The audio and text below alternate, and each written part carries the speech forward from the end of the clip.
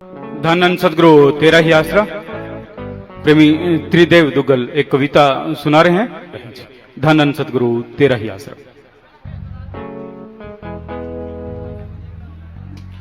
धन धन सतगुरु तेरा ही आसरा।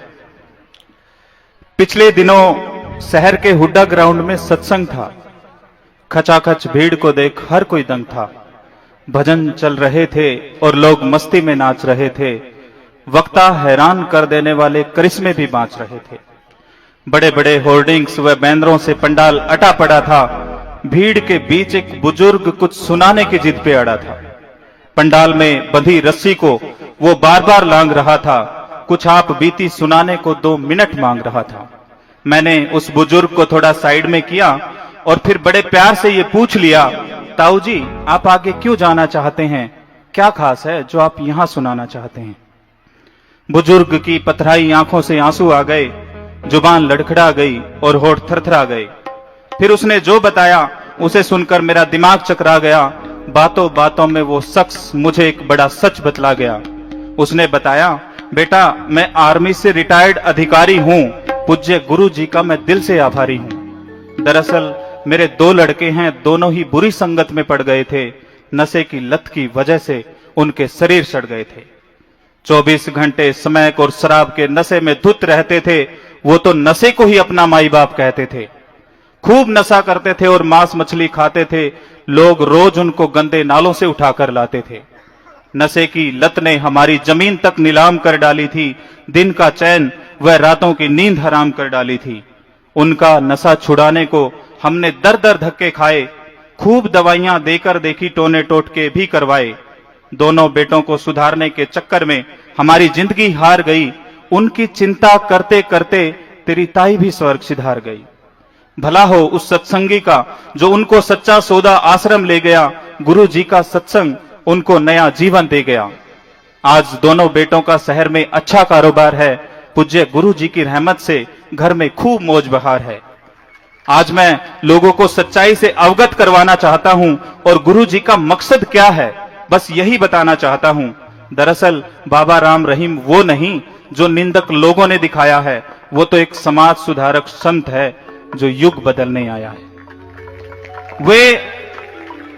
वे अब तक 6 करोड़ से ज्यादा लोगों का नशा छुड़वा चुके हैं। मानवता भलाई के 1-2 नहीं सैकड़ों विश्व रिकॉर्ड बना चुके हैं। समाज के लिए जितना उन्होंने किया है कोई और कर नहीं सकता। मगर हम सबके सहयोग के बिना ये समाज सुधर नहीं सकता। कुछ दिन पहले उन्होंने डेप्थ मुहिम चलाई जो वाकई कमाल है। नशा मुक्त भारत बनाने की कसम खाई, वो बेमिसाल है। पूज्य गुरु जी की ये पावन मुहिम अब रंग लाने लगी है। सड़क से संसद तक नशा मुक्ति की गूंज आने लगी है। जन जन को अब इस पावन मुहिम से जुड़ना चाहिए। पथभ्रष्ट हो रही युवा पीढ़ी को सही पथ पर मुड़ना चाहिए।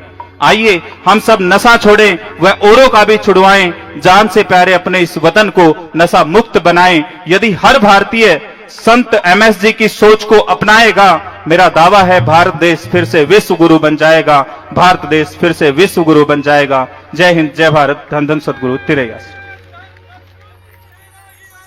धन्य सदगुरु तेरा ही आसरा।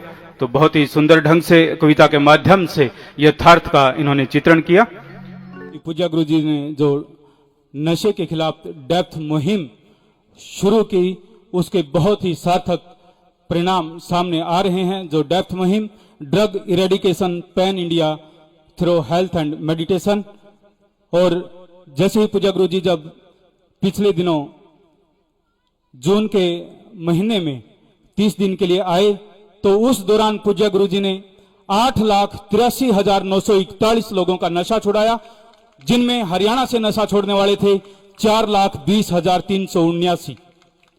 उसके बाद जब पूज्य गुरु जी अक्टूबर में फिर आए 40 दिन के लिए तो उस दौरान पूज्य गुरु जी ने 18,19,112 लोगों का नशा छुड़ाया, बुराइयों से दूर किया, जिसमें हरियाणा से थे 9,99,107।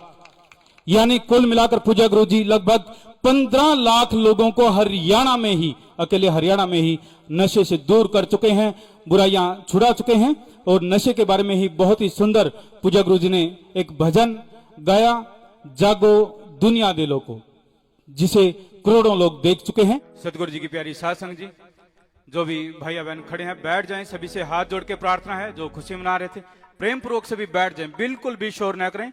बहुत बड़ा पंडाल लेकिन पूरा खचाखच भरा हुआ है, 1 इंच की भी कहीं पर जगह नहीं है।